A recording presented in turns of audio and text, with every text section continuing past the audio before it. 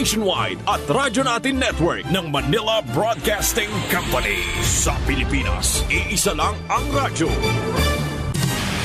Serving the Philippines, Radyo Natin nationwide. EXL Makabuhay Plus, Health and Wellness for God's Glory. Inig mata sa buntag, upangong may kasanag, sugatun ta ang paglaom. Ayaw lang ta. Makabuhay nga daw sa tanan, pinaabdik yun permi aron dili maapsan sa mga sakit, di ba? Ready ka na ba diha kay ani-ana ang atuang programa nga maghatag kaninyong dukang impormasyon bahin sa maayong panlawas. Syempre, dalit ka nato sa EXL Makabuhay Plus Dietary Supplement.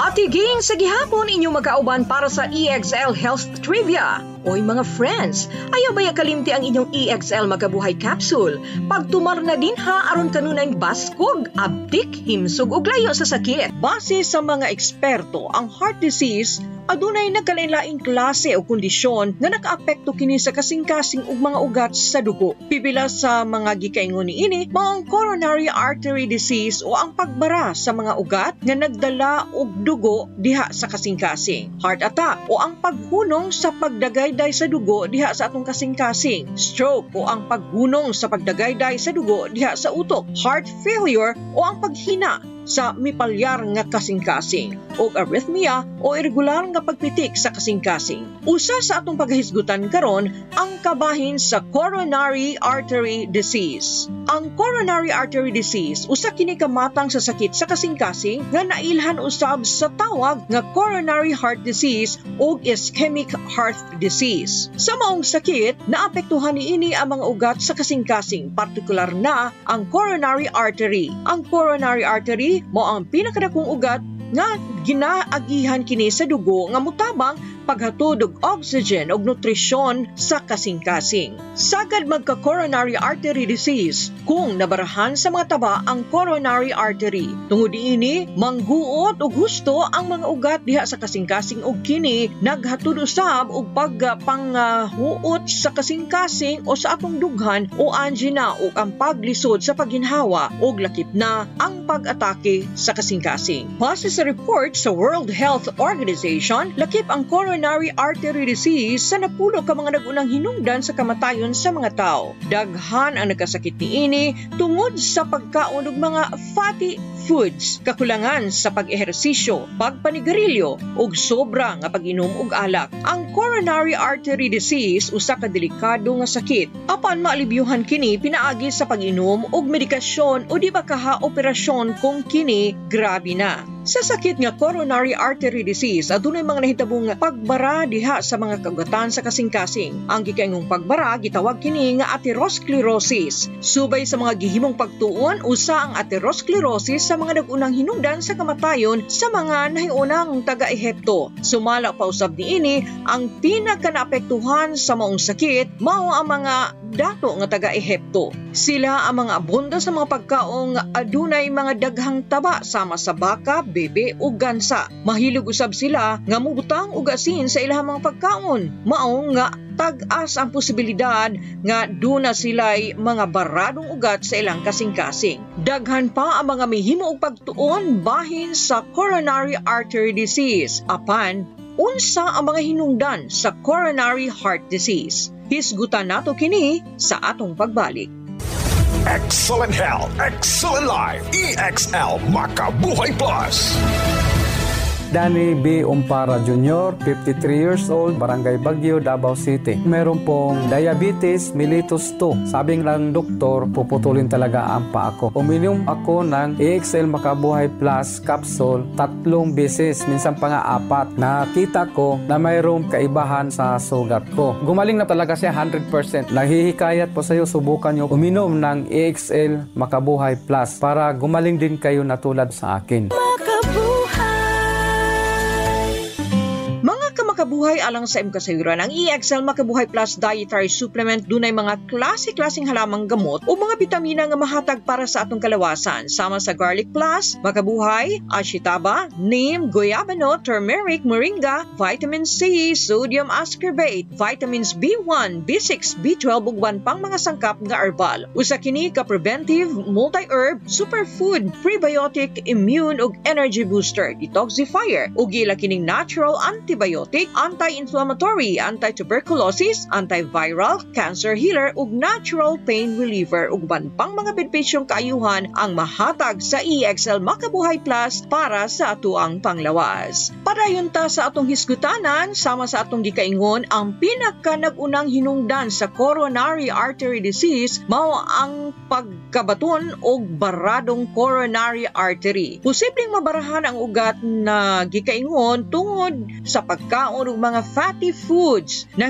nahimong kining hinungdan sa pagbara sa coronary artery gumikan kay ang mga gikaingong pagkaon abunda kini sa saturated fats. Ang saturated fats usa ka klase sa taba nga makapataas sa bad cholesterol sa lawas. Pipila lamang sa mga pagkaong adunay daghang saturated fats mao ang mga taba ug masebong parte sa karne sa baka, kining tupa, baboy ug manok. Ang kakulangon sa pag-ehersisyo kung ang sobrang pagkaon giubanan usab kana o kakulang sa pag-ehersisyo, posible gayud nga adunay pagkabara sa imuhang coronary artery. Tungod sa wa pag-ehersisyo, dili mawala ang bad cholesterol nga anaa diha sa imuhang lawas. Mao nga adunay pagbara sa mga kaugatan diha sa kasing-kasing. Ang pagpanigarilyo, ang carbon monoxide, nicotine ug uban pang mga makahilong kemikal gikan sa sigarilyo mao'y naghatod og coronary artery disease. Inay nga taba ang mismong dugo sa imuhang lawas mao'y mulapot o magkumpul-kumpul aron nga mabarahan ang mga kaugatan diha sa imong kasing-kasing.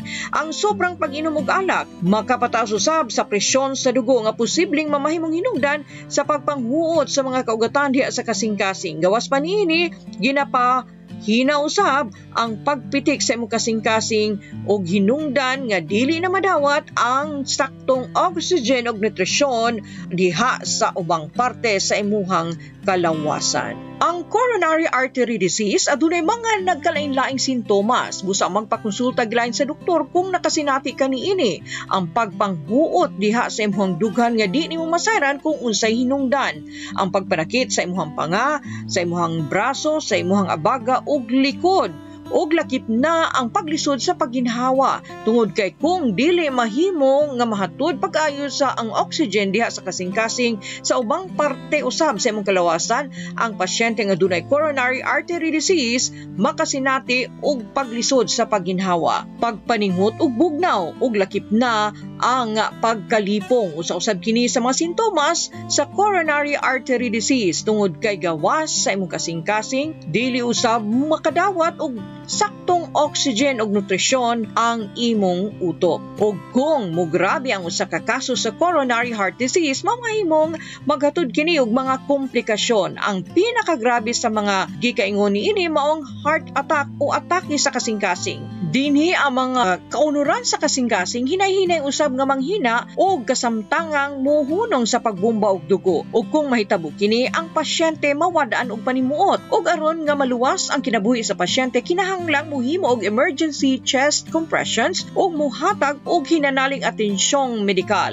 Alang usab sa kasayuran sa kadaghanan, mutaas ang posibilidad nga magka-coronary artery disease kung adunay taas nga presyon sa kolesterol, overweight, mga hilig mukaon og mga fatty foods, o galakip na usab ang mga nagapanigarilyo o ang mga grabe mo inom og alak. Mga taong adunay gibati nga diabetes ug sleep apnea mamahimong aduna usay komplikasyon ug maghatod kini og pagbarado sa mga kaugatan sa kasing-kasing. Ug unsaon man nga makalikay nga magka-coronary heart disease. Aron nga malikayan kini, kinahanglan ang pagkaon ug mga masustansyang pagkaon. Ang pagpili niini mao'y makatabang aron nga makalikay ka sa maong sakit, sama sa taas nga presyon, sobrang timbang ug diabetes. Daghanon ang pagkaon og mga gulay, prutas ug isda nga abunda sa omega-3 healthy fats ug likayan ang pagkaon og mga fats ug masebong parte sa mga karne aron nga dili mudaghan ang saturated fats diha sa imuhang lawas. Mag-ehersisyo kada adlaw, ihunong ang pagpanigarilyo, likayan o ibanan ang pag-inom og alak. Timan-i nga gamay lamang ang posibilidad nga magka-coronary artery disease kung imong sanayon ang healthy lifestyle.